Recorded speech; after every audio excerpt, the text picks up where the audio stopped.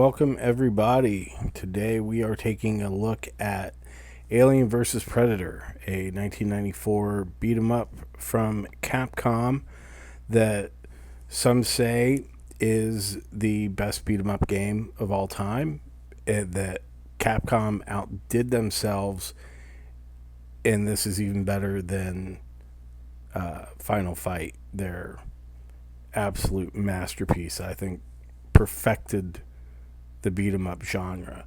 So we're going to take a look today and see. This is the attract screen for the game.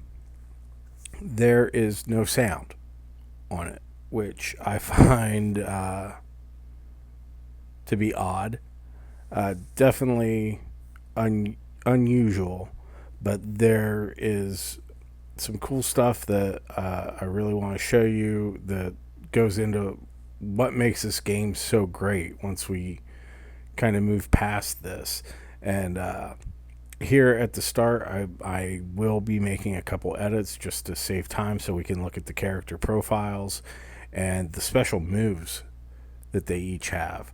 But then once we get into the gameplay at the character select screen, it's just going to be full on balls to the wall playthrough until the end. So, yeah, Alien versus Predator. And here we have the profiles of the four players you get to choose from. One is the Predator Warrior, like from Predator 2. And each of the characters have their special moves. These little screens will show you how to do them, which is a really nice touch. And it does give this game a lot of depth. Lets you be strategic, choose like kind of which style of play you like. The Warrior is one of my favorites to pick, so we'll be seeing a lot of him today. The next one, Dutch Schaefer. Now he's the strongest one in the game, cybernetic arm, also the slowest, very good character. The fun thing about this is the name of Arnold Schwarzenegger's character from Predator. Dutch Schaefer. That's him. And clearly this isn't him because it takes place in the future, but he has the same name, and obviously, his likeness is going to be that of Arnold. That's kind of what they were going for. Here we have the Hunter, which is like the Predator that Dutch faced off against in the original Predator film.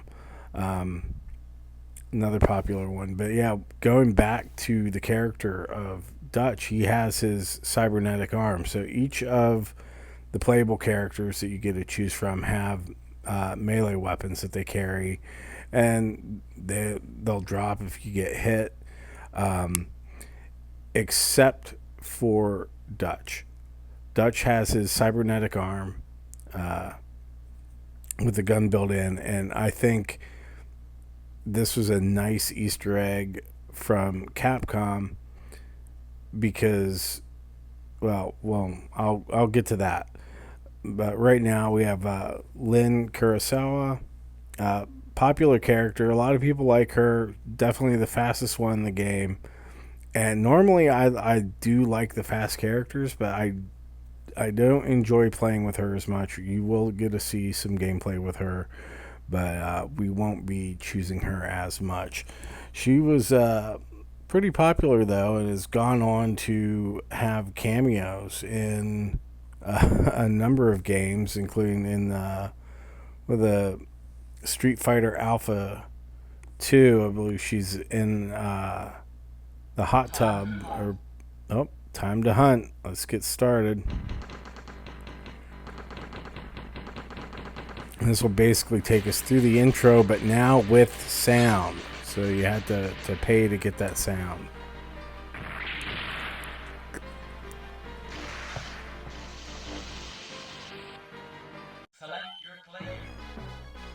Alright, so Predators show up speaking English.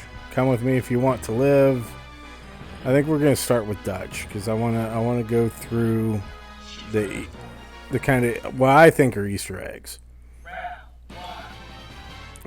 So, like I said, Dutch has his cybernetic arm, and so that has his special attack in it. So you have like the gun. Everybody has like a gun attack kind of thing that you can use, and then it'll recharge. He's the only one that doesn't drop his weapon when he's hit because it's his arm. And so, like I was saying, Dutch Schaefer, that is a direct reference to Schwarzenegger's character in the original Predator movie. And I have to wonder if him having a cybernetic arm is also like a little wink and a nod to Dylan, Carl Weathers' character in the original Predator, who famously had his arm blown off. I got to be careful if you're touching the joystick or hitting any of the buttons when the text here pops up on the screen. It will fast forward through it. So I accidentally was holding the joystick there and skipped a little fast through some of the text. There's 7 stages in this game, and pretty short. Like, we're at the first boss already, and making quick work.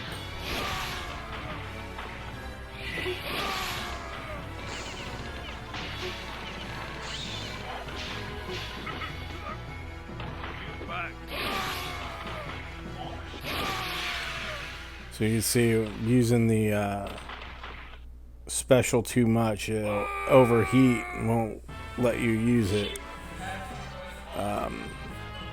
till it cools down, charges back up. Dutch has the fastest cooldown of the characters.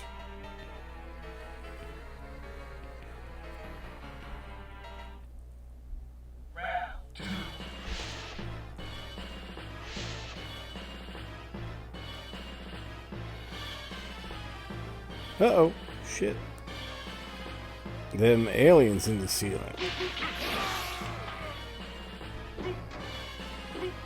I got it. Now listen to the food items that you'll find, just like a plate of cheese or a salad. It's just kind of funny to think of the Predator just eating a plate of cheese.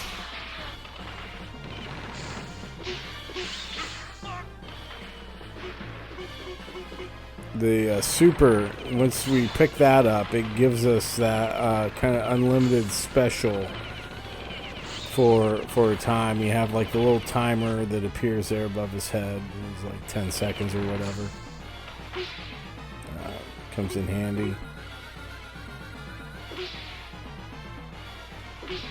I got it. Nice plate of chicken.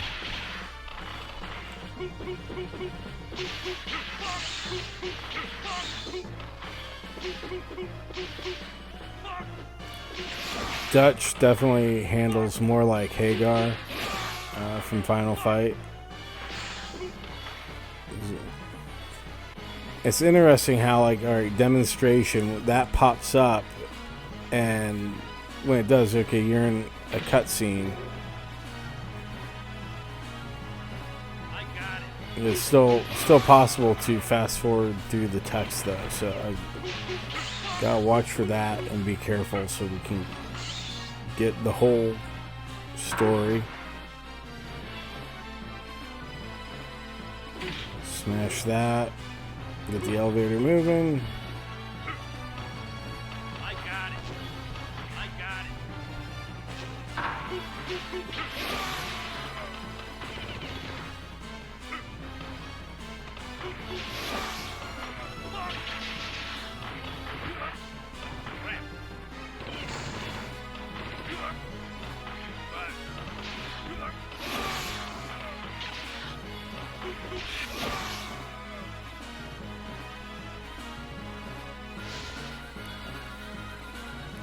So this was based on an early draft of a script that was supposed to be a film adaptation for the Dark Horse comic Aliens versus Predator from 1990.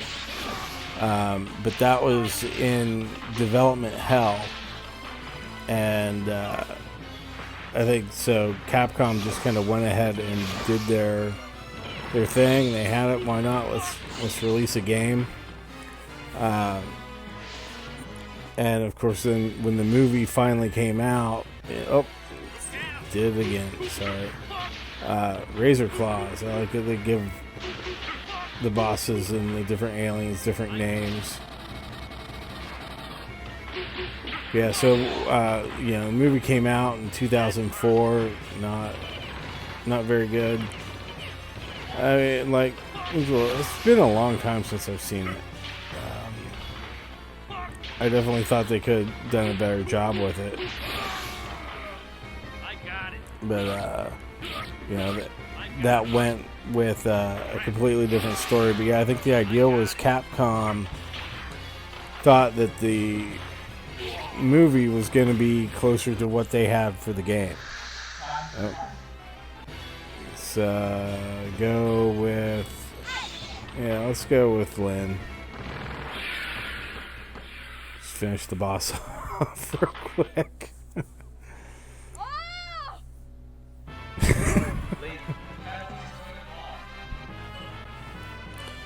Yeah,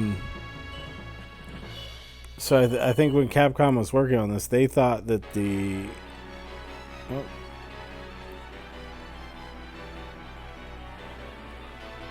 so weird to see like the Predators speaking English. Kind of gives us another little breather stage here.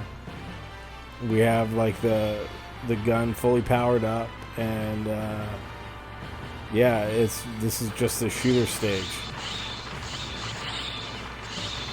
So yeah, but I think Capcom thought that the movie for Aliens vs. Predator was going to be released around the same time that they were finished with the game. And since it was based on, and that's stage 3. There we go.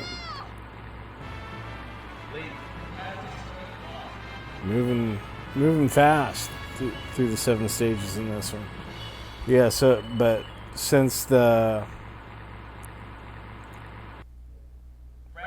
production was so kind of troubled with it, the movie never came out, but since the arcade game was done, they just went ahead and released it with its own storyline. And Lynn actually was going to be a different character. I forget Noguchi. I forget her first name from the comic book, but Capcom didn't have the licensing from Dark Horse to use that character, so they renamed her to Lynn Kurosawa. And like I said, she was a popular character. She's made cameos in other Capcom games since this. Oops, dropped the sword. Street Fighter Alpha 2, Street Fighter 3 Second Impact. There's another one, but I'm not positive what that was. I think it wasn't a Street Fighter game though.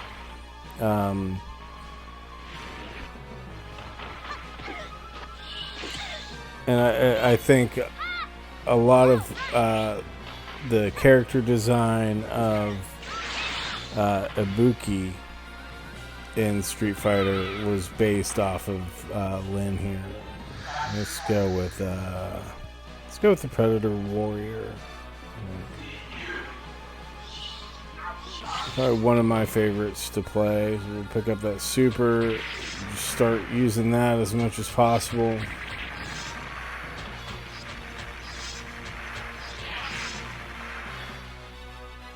Now we got the chest bursters, probably the worst enemies in the game when they're little.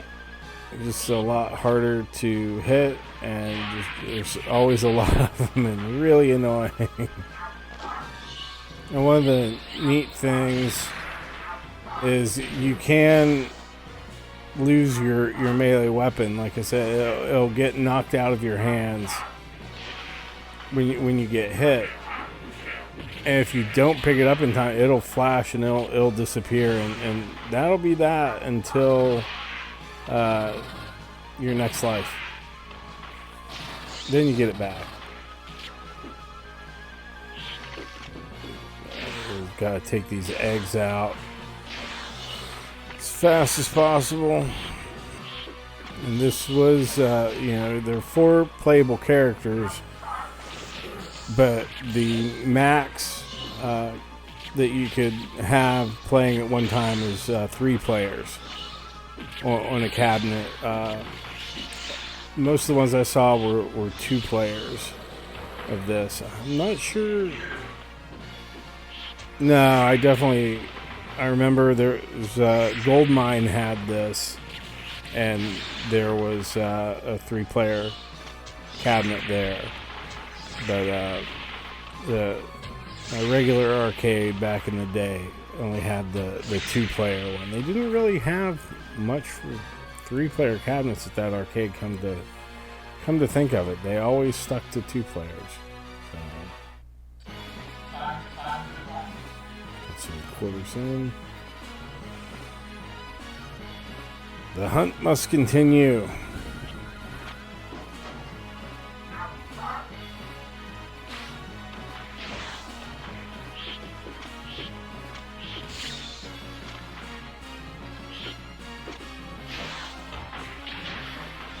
All come out of the wall. This is an absolutely beautiful game. And I said, like, definitely one of the prettiest beat 'em ups in an arcade I've seen. I mean, Capcom always did like such a great job with the clean graphics and like just great use of colors in there. Large sprites on the characters. Handles really well, too. Really well. And I gotta say, like, in that respect, like, I do remember back in the day being like, oh yeah, okay, this is good, but I wish that they would have just made like another Final Fight, yeah, instead of the licensed property. Oh, let's go with the Hunter this time. He's got the Naginta. This is melee weapon.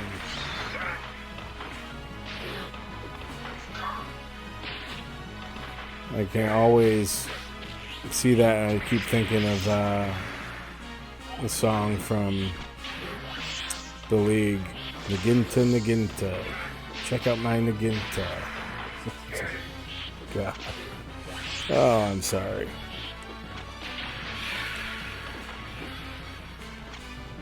Yeah, it feels easier though than I remember, and easier than a lot of other beat 'em ups. You know, but the gameplay is really good, and yeah, even though there's only 7 stages, I do feel like the difficulty is, ramps up as you go through the game. So that's really cool.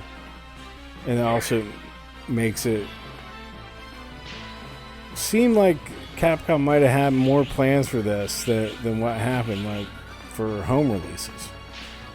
Because this game, for as good as it was and as highly praised as it was at the time and how popular it was, it never got a home release. Not this version. There was a Sega 32X version of this in development that are planned. I'm not even sure how far along they got in development, but that was scrapped. Obviously, that was never released, and man, that would have been a waste. Would have been much better to put this on the Saturn or something instead of 32X, which I have strong feelings about.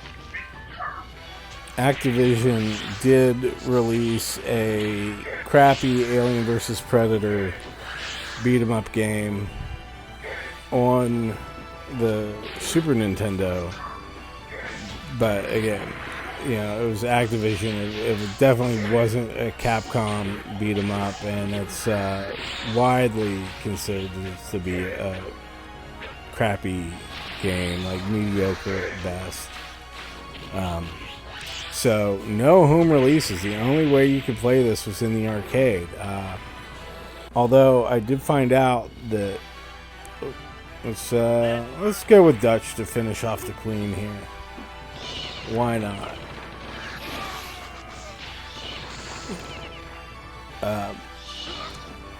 Been preparing for this, and finding some cool trivia for you guys. There is a way to play this at home besides ROM.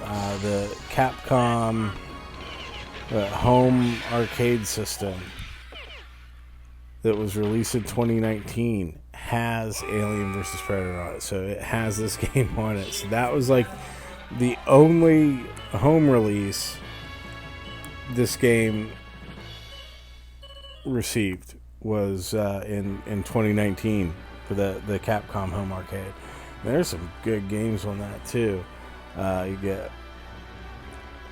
it's only 16, but Armored Warriors is another one that was I believe came later, but I really like that game. That's one that I'll be doing a playthrough in the future of. Oh, Dropship. Let's go check it out.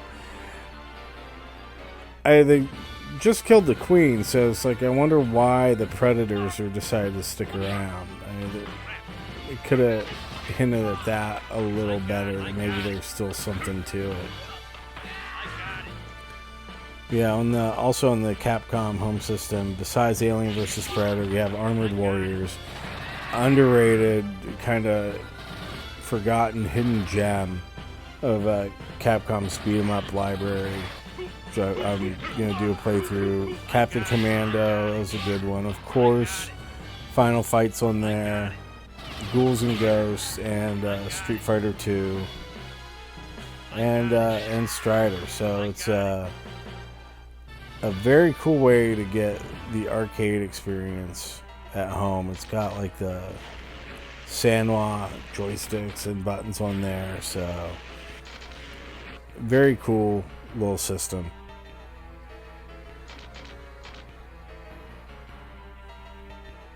Hey, remember the power loader from Aliens?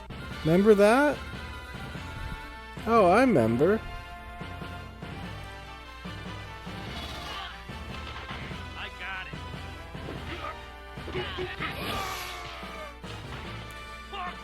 it. Yeah, one of the things about the different Alien games and everything, and even this to a degree, is like you have the power loader, and that was cool. And in Aliens, it was cool. Like Ripley used it. It was a way to fight back against an opponent that was way stronger and more deadly. These so cheap turrets. Okay, let's go with the warrior. So blasting these turrets, I hate that.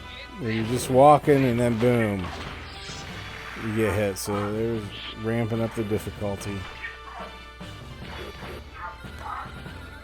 But it was a repurposed, like porker, a roasted pig. It's just a porker.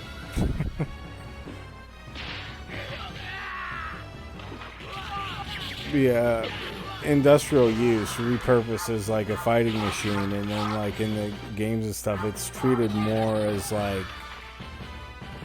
a mech, you know, like power armor than it is a, you know, basically a super cool glorified forklift, which is its intent. I'm not saying you can't use it for other things. I'm all for it, but like to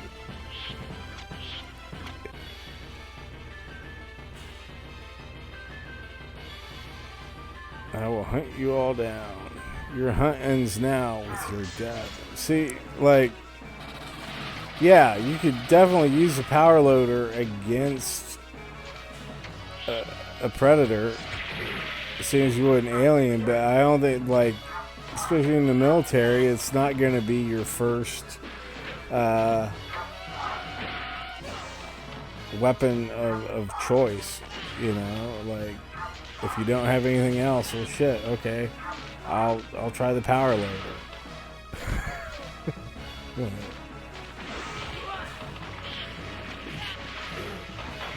We say I do have a flamethrower on this one.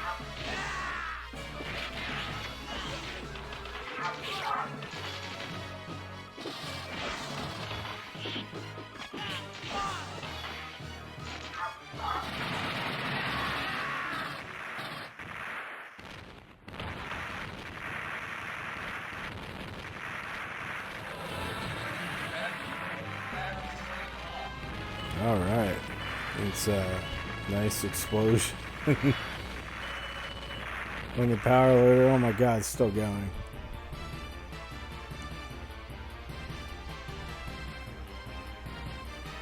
Let us hunt.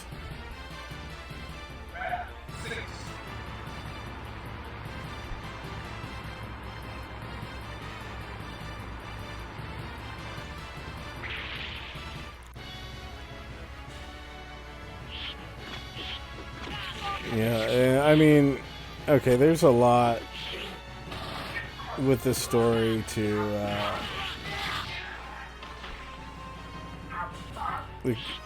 could be explained better. The thing that I'm really curious about, besides how the predators are speaking English, is how they actually managed, the military and the Whaling Corps, to get an alien back to Earth.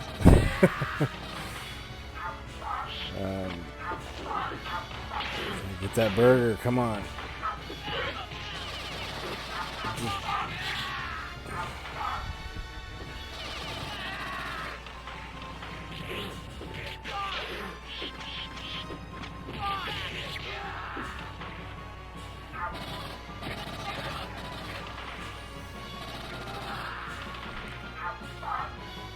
I mean, not just one, but a ton of aliens. I mean, enough to take over like the largest city on the West Coast.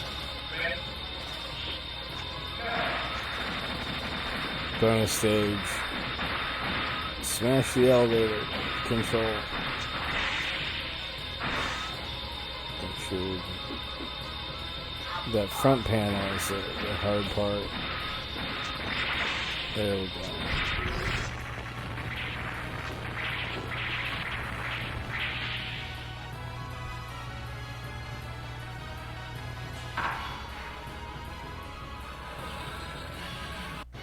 I really wish that at the end of that kind of bonus stage that you'd see the Predator or whoever the character is run out, and then like this old maintenance guy that looks like Scruffy from Futurama with like a ball cap, a big mustache, a push broom, walks into the elevator, sees it smashed up, and goes, "Oh my god!"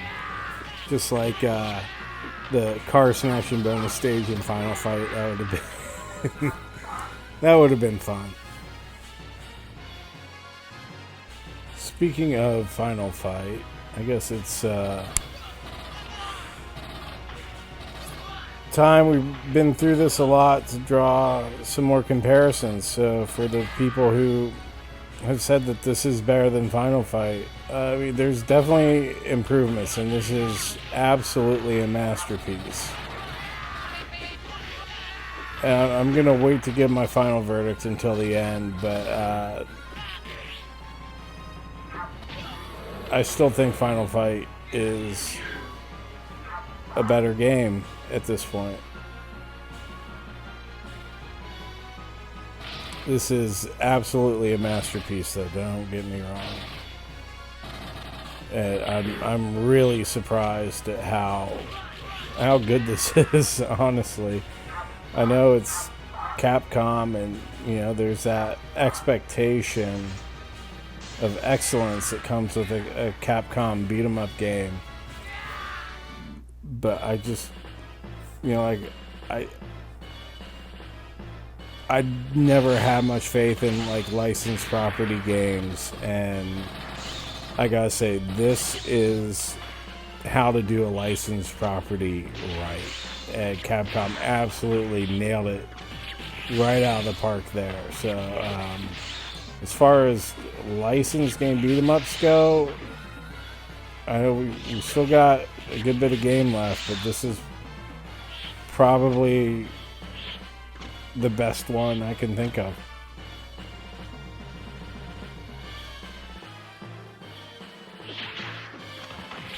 And especially considering how good this is and the level of care Capcom put into it. And just, from the level designs and progressions in it, the stages are getting longer as we go on. Compared to the first 3 that went super fast, and really the first 4, and then when you get to 5, it's a lot longer.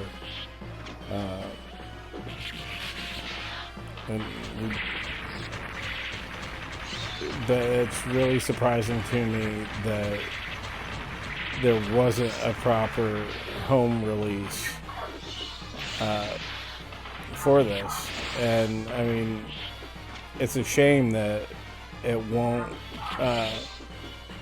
Today it's not like they'll have it for purchase on systems for downloads. I'm sure there's licensing deals that would just be a pain, if not prohibitively expensive for it. But at least you can get it on the Capcom home arcade system. And granted, it's it's a $300 system just to play this, but there are 15 other games, a handful of them. Definitely you'd want that arcade experience. In the system, it does look nice, it looks like an actual heavy duty arcade control panel. Alright. It's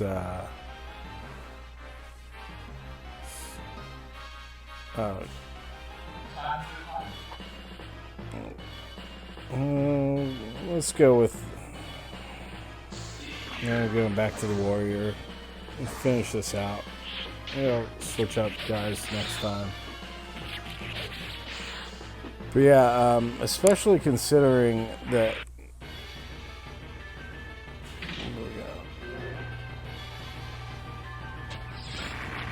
Oh.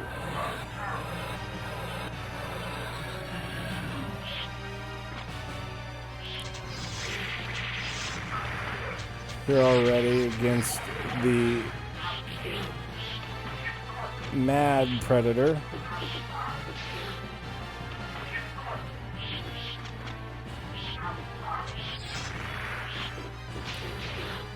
Probably the toughest boss in the game.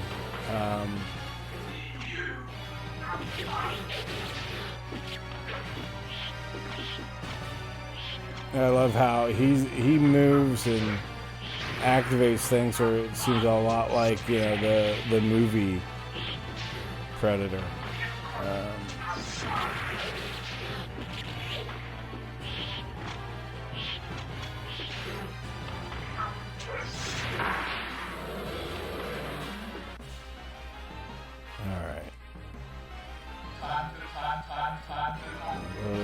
quarters. It's That hurt. I got it. fighting a predator that's acting like the movie. Let's go with Dutch. Might have been a mistake. That hurt.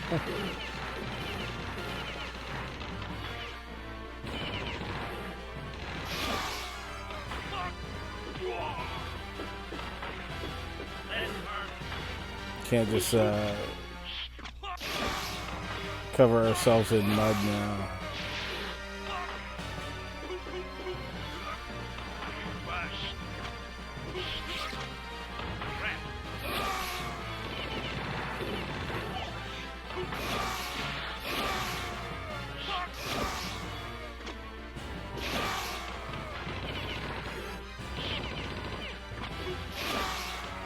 Definitely at a disadvantage, but I think who's gonna get us? That hurt. We can finish it off then.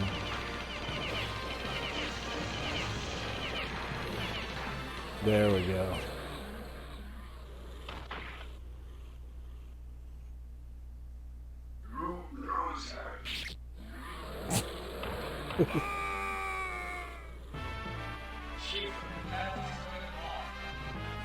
Did the Predator just call us a loser, or was that a voice calling the Predator a loser?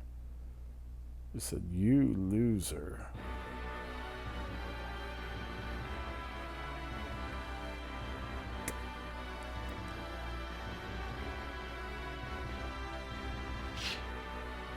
Your military is using my tribe to develop their weapons. Well, you guys come here and fucking hunt us, so I guess you're doing okay too. I mean, it's still a bad idea, but like, I got it. sorry, can't be that sympathetic towards the Predators in this case. Like,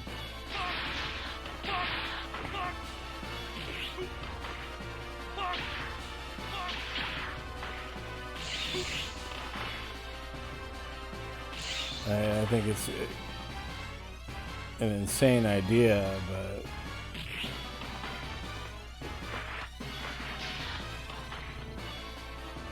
I guess without their tech, like, I mean, really, Predators aren't that much tougher than humans. I mean, they're bigger, they're stronger, they're faster, definitely.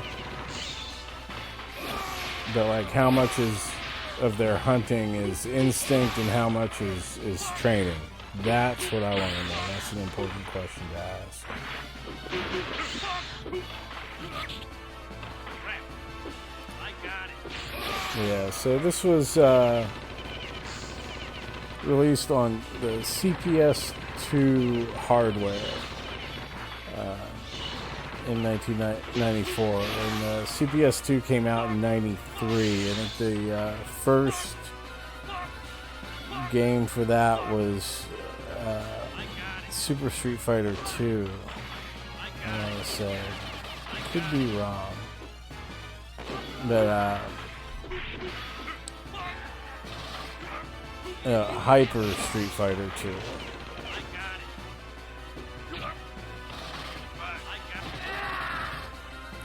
And so a lot of great games came out on the CPS2, and it was interesting for arcade operators.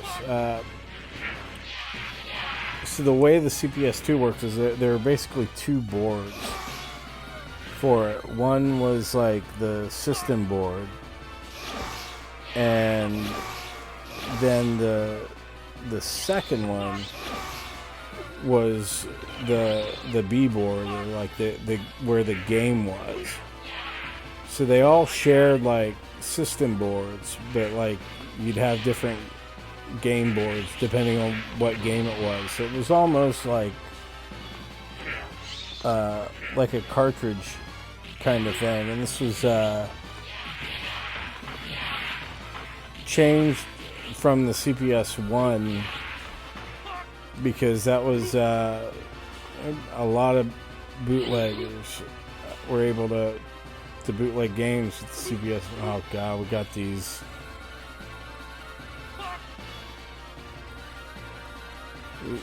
These lasers will really mess you up. So you gotta time it and do that dash slide right across, especially with a character as slow as Dutch. But yeah, the B board, it was a lot like, a cartridge. I think it was pretty similar to what Neo Geo SNK was doing at the time with their MVS system. And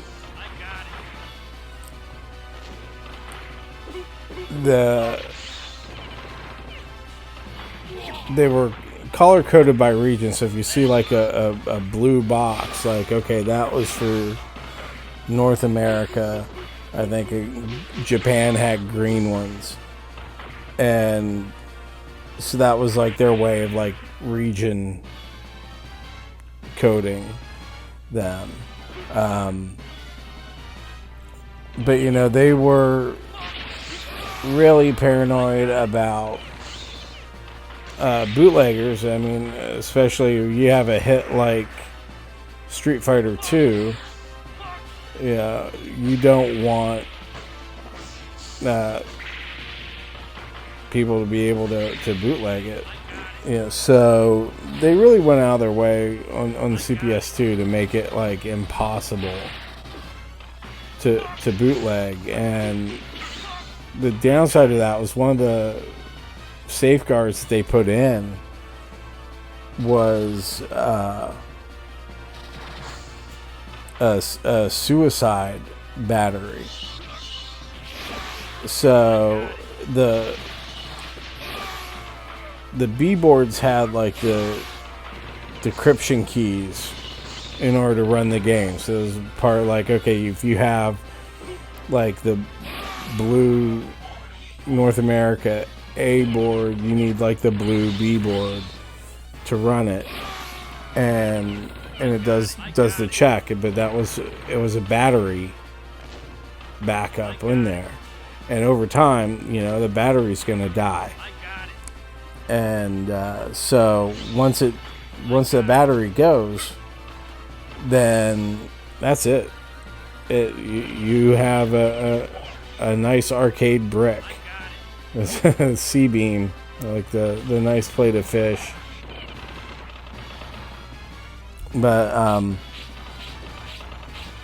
it was possible to like change the new battery without like bricking it, but like the old battery had to still have like 2 volts left, or else like if it died, the keys would get wiped out and that was it. No decryption, even if you put a brand new battery in.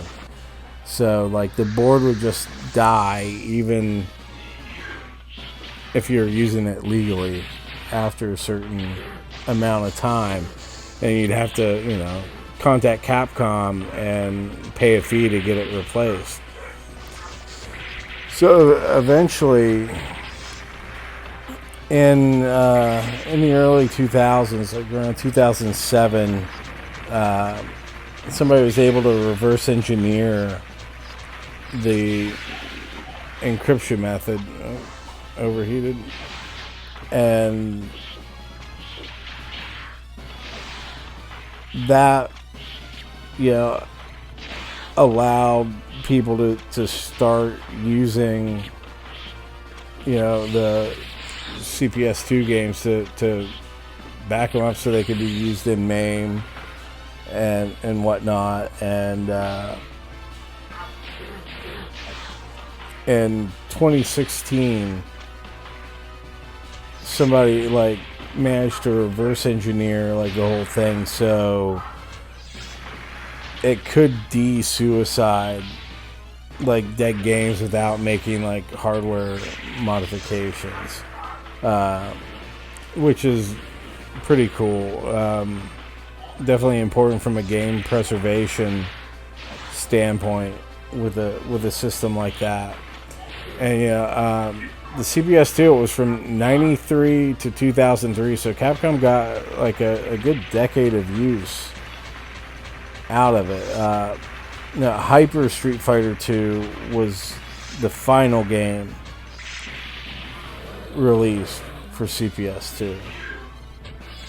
And they still supported it even after stopping it until like 2015, something like that. And then they kept the battery replacements going until 2019. But after that, it was just kind of like, that's it. So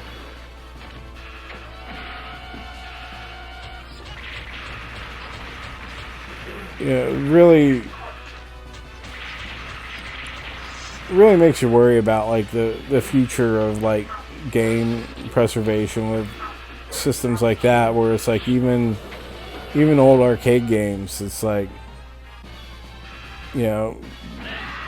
this could have been a completely lost game, and now we can just moan about how it hasn't gotten any console releases to this day. And again, I mean, I think that is something we could probably attribute a bit more to licensing issues, and who holds what rights. But like, Capcom's still able to release this on their own system, so I don't know if that's because the game itself is theirs and it's not like, okay, current console rights belong to somebody else, or what the deal is. But it's out there, it's available. That's a good thing.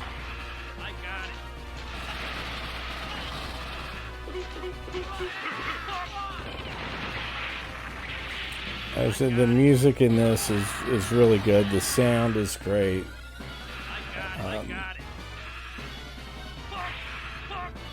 This is not the same kind of soundtrack as like Final Fight, where it's like that has tracks that I would just want to listen to on their own, but like it fits the game perfectly and really adds to the tension in the scenes, and that's what you want from a score. It's not overpowering it complements it, and it raises the emotional tension of the gameplay. So top-notch soundtrack. I just realized I haven't talked too much about the cabinets for this game, but there was an interesting video on YouTube of a guy breaking down one of the cabinets. I can't remember the channel name,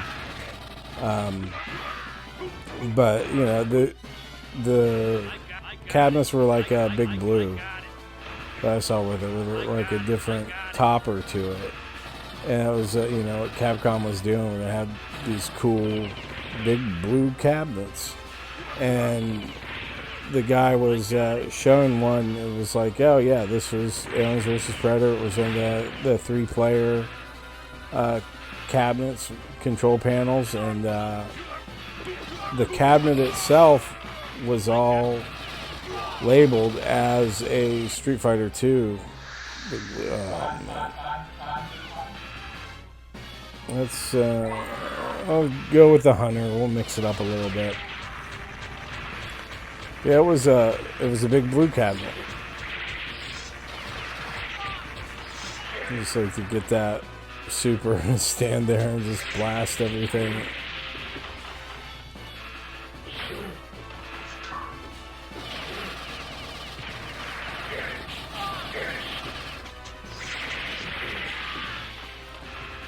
But yeah, I thought that was interesting.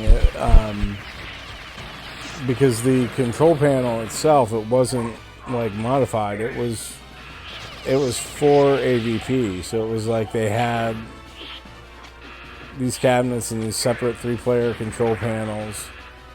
And I say that it was for AVP, but yeah, it's not like they had like the buttons labeled or anything. There wasn't a lot of artwork on these cabinets. It was mostly like the marquee. I think maybe get a sticker on the side. This cabinet didn't have any stickers on the side. Just gotta take care of a little business. TCB. But yeah, that's what's fascinating to me about like the arcade stuff and how these cabinets would be reused and remade into other things. Here you had pieces it was a Big Blue Street Fighter cab that was then being used for Aliens vs. Predator, and it reminded me of how Nintendo sort of repurposed spare monitors they had for to have that second monitor and Punch Out, and the early ones for whatever I can't think of the name. I gotta deal with these little fuckers. But they had that sub game or whatever that didn't fail, that ended up becoming the Donkey Kong cabinet. So those early ones were the rare red Donkey Kong cabinets between the pastel blue that they got later. So this is a lot like that. So even in the 90s, that was continuing with getting the replay out of the cabinets and changing them. I don't like the Hunter. I don't know. I mean, they should play the same, but I like the Warrior a lot better. So,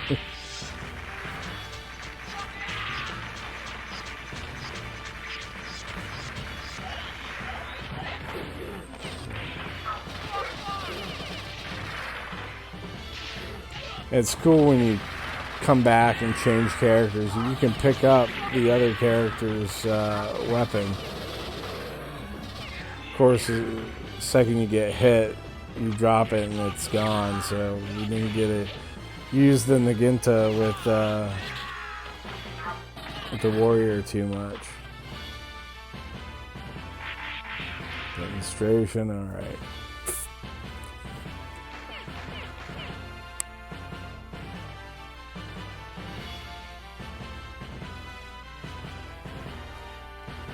Thousands, great.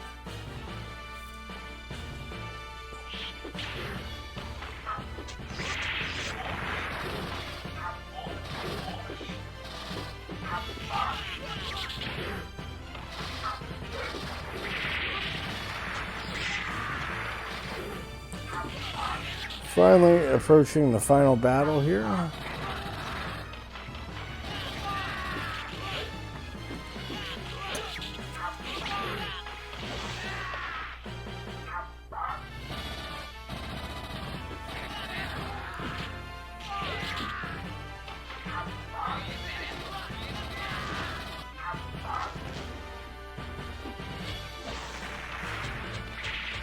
Probably should have waited to pick that up.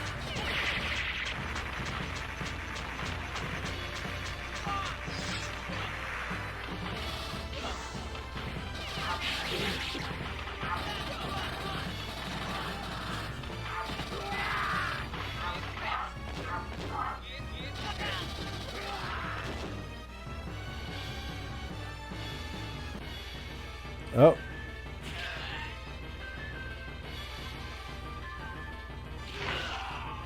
Yarr.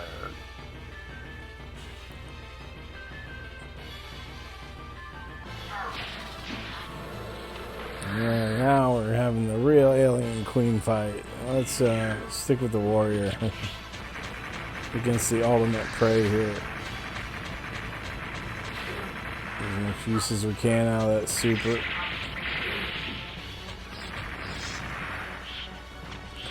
You gotta watch out here, that shadow fall, and it boom gets you with the tail.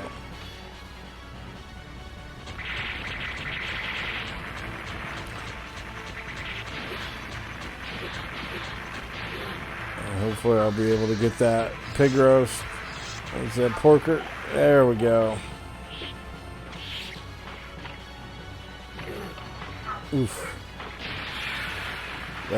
That tail grab is absolutely brutal. I probably have, oh! And we got her.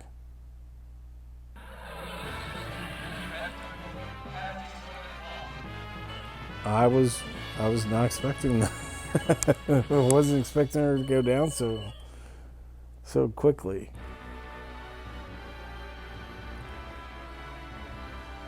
Get to the escape pod.